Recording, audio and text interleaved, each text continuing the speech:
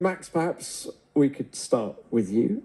First week race weekend of 2026 done. You went from the back of the field to P6. Just how much potential do you think this year's Red Bull has? Yeah, I mean, for sure there is a lot of potential. It's just going to depend, of course, on if we can extract that, I guess, throughout the year. The gap, of course, was quite big, and also in the race, I think if I would have started, let's say, a little bit up front, I think the best that I could have done was one spot higher, because we didn't have the pace of the top four cars. We also had a lot of degradation and graining. But yeah, well, we'll see. We'll see what happens in the coming races, if we can close that gap a little bit. Do you think the gap between you and the top four cars was track specific to Albert Park? Do you think you'll be closer here? Impossible to know. I mean, yeah, honestly, it's such a jungle out there at the moment. I think that it's very hard to really know. I mean, I would hope that it gets a bit closer, not even bigger than the gap that it was in Melbourne. But it's clear that at the moment we cannot fight, with those cars. So does having a sprint weekend so early in the season complicate matters for you? I guess for everyone. I mean, it's difficult for everyone. Okay, look, final one from me. You've confirmed that you're doing the Nürburgring 24 hours, a little bit later in the year. Why does this race hold so much interest for you? Because it's one of the best races in the world. It's one of the best tracks. I mean, honestly, in a GT car, for me, that's like the perfect speed round there. I think if you go anything faster, it can be a bit dangerous in places. But yeah, it's just everything. I mean, I've been watching it, of course, for a long time. I know a lot of my friends, of course, that have been racing in it already. They say it's one of the best things ever. And I like racing other cars as well. So this was basically the first time that, yeah, I could do it proper. So yeah, I'm very excited. To see also how we are going to perform. I mean, it's a very stacked lineup and field in general. So I'm looking forward to it. Can you imagine doing a demonstration lap in a Formula One car there? Yeah, I was not allowed. Otherwise, I would have done it already. You've asked, right? All right, thank you for that, Max. Alex, let's come to you. Now, there were high expectations surrounding Williams this year. Just how much of a shock is your current situation? Yeah, I think it's not where we want to be. I think as a team, we are disappointed where we've started, but it's just how it goes sometimes. We've got a clear plan to come back. I think the gap to the top of the midfield even is quite large. So we do need to we know where the issues are, and I think it will take a bit of time, maybe a little bit more than we would like, but we have a clear strategy to get back. And a similar question to the one I asked Max. Do you think the gap was exacerbated in Albert Park? Do you think you'll be closer here? Truthfully, I think maybe we'll be a bit further away here. I think this kind of track doesn't normally suit us. If you look at last year, we were quite strong in Melbourne. That track normally goes well for us, and when I look at last year, we fell back in China. So I think we still have similar characteristic issues as we'd had last year as well. So this track's quite front limited, and it exposes cars that have a bit of understeer, and I think we'll have that this weekend. All right. Good luck with that. Thank you, Alex. And Gabby, let's come to you. Points on Audi's debut last weekend. Having had a few days to reflect on that result, can you describe the scale of that achievement?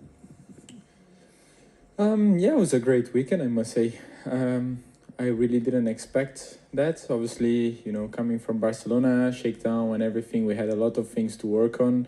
And then Bahrain, obviously, we had a little bit of an understanding where we were standing, more or less. But going to Q3 in our first try, then scoring points, it was something very positive that, I was just extremely happy to be able to achieve that already in our first weekend. Obviously, and as you said as well, tracks change and also, results. So we're going to try our best here and understand actually where we are also standing in different types of track. On a personal level, this is year 2 for you in Formula One. How much more settled do you feel inside the sport now? Much more, I must say, like the way I'm dealing with things now, also the understanding about how I want to approach my race weekends, outside of the race weekends, also how I'm working with the team, knowing these people are already for 2 years now is a completely different thing. I just feel much more relaxed, much more also compromised to the project somehow, that is finally becoming a reality to be Audi. And just probably I'm enjoying much more now than what I was at this moment last year, and hopefully we can keep it going like this. All right, thank you for that. Let's now open this to the floor. We'll start with the broadcasters. And David, please. Yeah. Thank you very much. Max, question for you first. I think Isaac Hadj is like the 7th different teammate you've had at Red Bull. You've had a chance to see him now over a race weekend and a pre-season. What would your assessment be of Isaac Hadj? How good do you think he is, and his future for the sport? Where do you think he could go? Yeah, good. I mean, he had a very solid first race weekend. Unfortunately, of course, in the race, didn't really get to show that. But I think it was a very good start, for the team. And also, when I had my troubles in qualifying, for him to be up there, that's exactly what we need as a team, So, a good start. So I hope that we can continue that way. Thank you, Max. Next one. Any more from the broadcasters? Yep.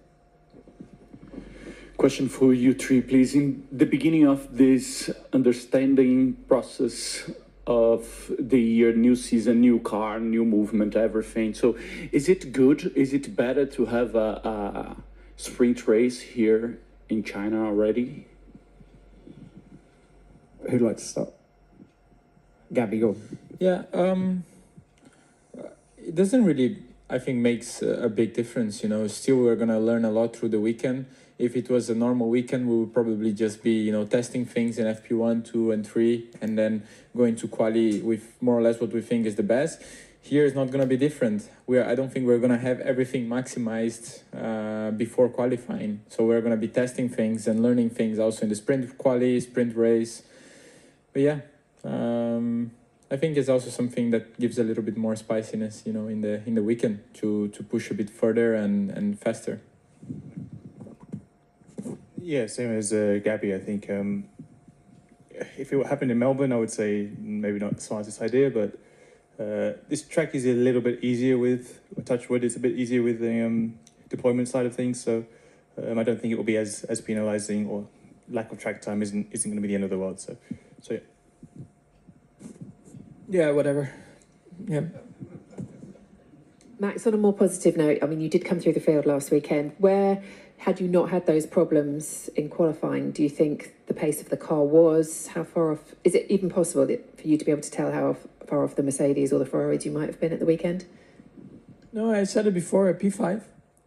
I think in qualifying, for whatever reason, I guess Ferrari was not where they wanted to be, but it was very clear in the race. There was no chance of us matching that, so P5. A question to Max too.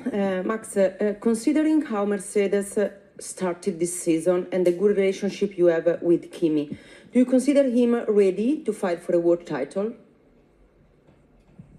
I mean, I would hope so. I want it exciting at the front. So I hope for him that, it is possible. But for sure, Mercedes is in a very strong position for the whole season. And for sure, I hope, that Kimi can be up there. But at the end of the day, to fight for a title, you need to be consistent and always, of course, maximize your results. And that's what we'll find out over time.